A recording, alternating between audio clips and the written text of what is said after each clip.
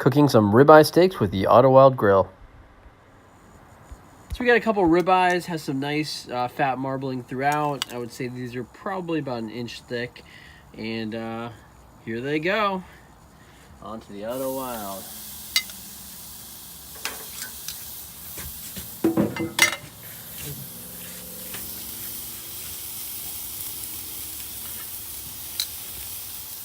They say to start up top. Jeez, man. Crank it up. Huh? Oh yeah. Otto Wilde. So this entire meal was cooked on the Otto Wilde Grill. Got the potatoes, got the Brussels sprouts. We didn't do the mushrooms on that grill, but everything else.